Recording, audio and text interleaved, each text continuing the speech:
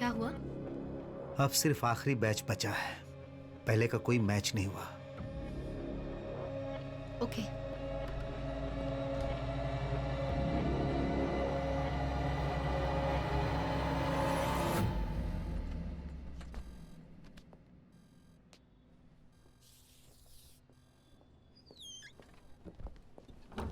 Sam, एक minute.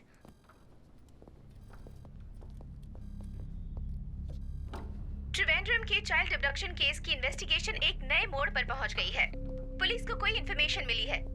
कुछ दिनों पहले पुलिस ने अपराधी की जो फोटो सर्कुलेट की थी, जिस पर संदेह किया जा रहा था, उसे इस चर्च के पास देखा गया है। एसीपी रितिका जेवियर और उनकी टीम स्पॉट पर पहुंच चुकी है, पर फिलहाल मीडिया को अंदर जाने की इजाजत नहीं दी जा रही। कैमरामैन अखिल के साथ मैं रिपोर्टर अभिरामी।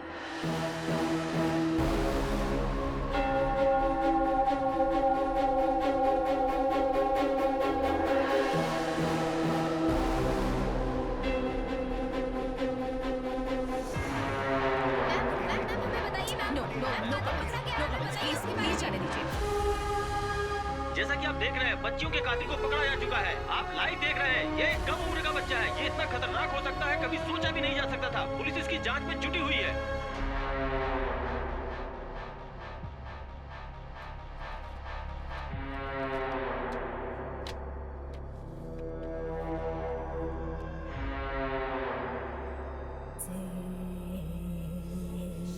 रोबिन, इन फोटोग्राफ्स में जो बच्चियां हैं, उन्हें तुम कैसे पहचानते हो?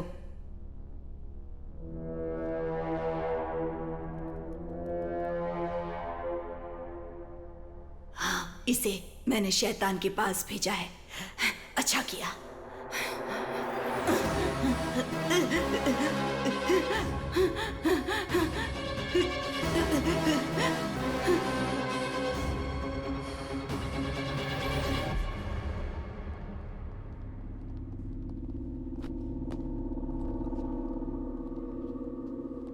He confessed.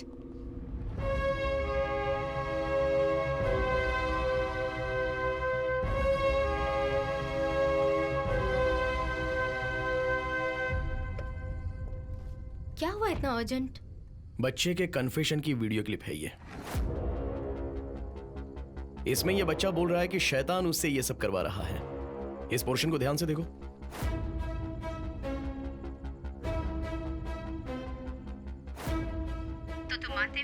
देखो, है ना? वो अपना सर कैसे घुमा रहा है। बोलो। रोबिन को दोनों कानों से कम सुनाई देता है, इसलिए वो एक हियरिंग एड यूज करता है। आजकल हियरिंग एड बोले तो अपने साधारण ब्लूटूथ हेडसेट के जैसा आजू बाजू के सिग्नल को एक टेलीकॉइल एम्पलीफाई करके देता है। तो अगर वैसा है तो मोबाइल का सिग्नल यूज करके उसमें एक वॉइस मैसेज भेज सकते हैं। वो रोबिन के कान में सुनाई देने वाले आवाज की तरह ही लगेगा ना।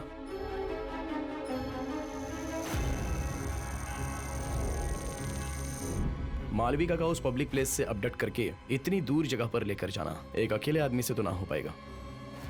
इसे कंट्रोल करने वाला कोई ना कोई तो इसके पीछे है। और शैतान की आवाज जो उसे हमेशा सुनाई देती थी, किसी इंसान की हो तो।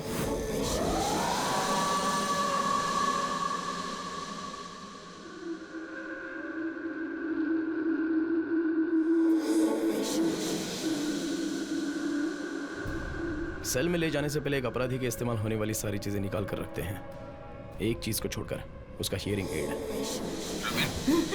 तुमने अब तक मेरी सारी बातें सुनी। सुनो रूबिन, तुम्हारे लिए मेरा आखिरी आदेश है। वो हियरिंग एड अब तक उसके कान में है तो अभी भी वो उस आदमी के कंट्रोल में है।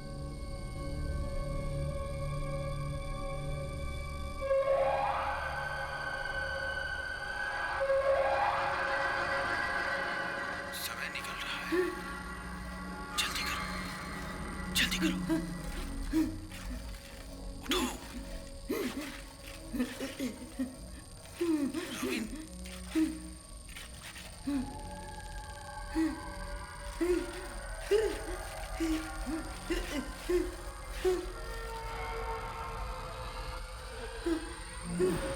यस,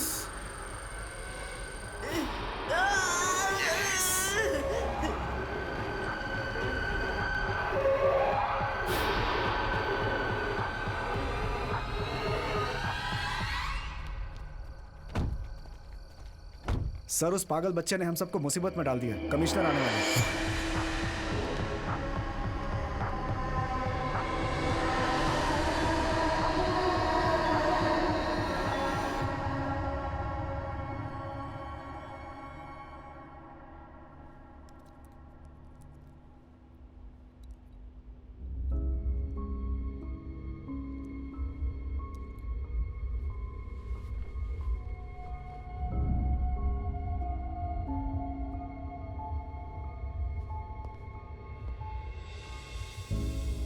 सर, रुबिन का मेडिकल हमने किया था।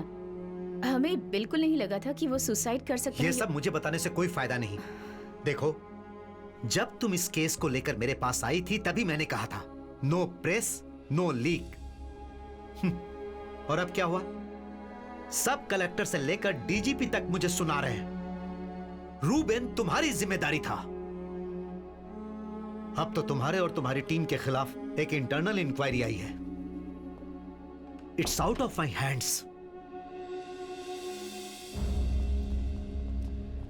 सैम, क्या हुआ? इंक्वायरी होगी। शिखा, ये केस हमारे हाथ से चला जाए उससे पहले हमें एक बात जाननी है। एक रिमोट ब्लूटूथ डिवाइस रखकर अगर वो रूबिन का हियरिंग एड कंट्रोल कर रहा है, मतलब रूबिन सुसाइड करते वक्त वो उस इलाके के आजू बाजू में ही कहीं होगा। तुम उस इलाके के सारे सीसीटीवीज को चेक करना। कोई भी डाउटफुल गाड़ी या फिर कोई इंसान हो तो। सैम, मैडम कहाँ है? नैना आई हुई है। वो यहाँ क्यों आई है? मेड के साथ आई थी। उसकी बेटी बीमार है, इसलिए उसको यहाँ छोड़ के गाँव चली गई। चलो।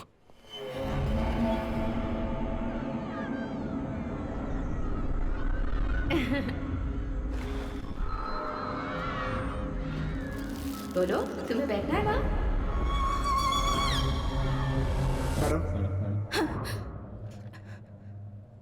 मैडम, ये यहाँ पर क्यों है? मेरी दीदी इसे यहाँ छोड़कर गई है। उनको किसी जरूरी काम से जाना पड़ा है। पर इसका यहाँ रहना सेफ।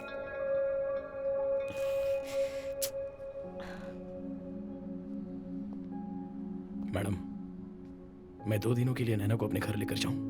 नहीं, मैं बिल्कुल अलाव नहीं करूंगी।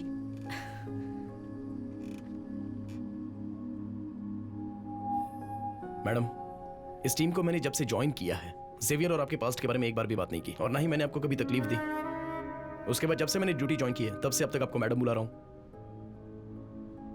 अगर अभी इसे मैं अपने घर लेकर जा रहा हूं तो आपको क्यों तकलीफ हो रही है?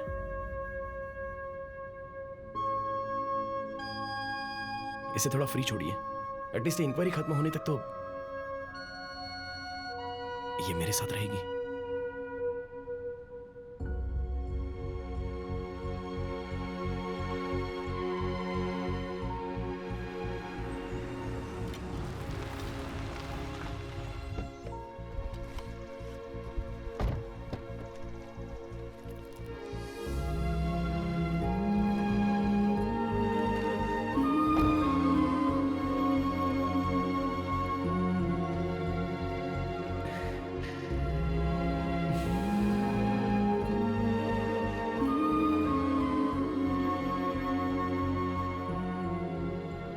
थोड़ा और दूं क्या आपको? यस, हमारा फिश फ्राई आ गया। ये लो, रेडी। लो बेटी। अब तू भी बैठ जा। हाँ, मैं बैठता हूँ। यस, सबके लिए है। ये ले।